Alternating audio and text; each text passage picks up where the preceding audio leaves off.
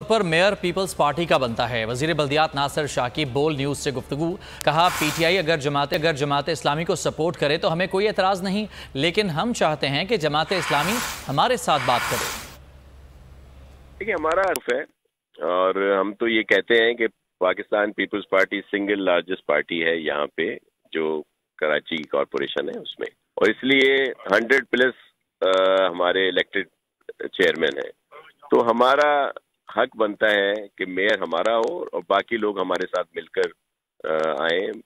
हाफिज नईम साहब मेरे लिए इंतहाई मोहतरम है और उनके पास भी मैंडेट है, 80+ उनके पास है।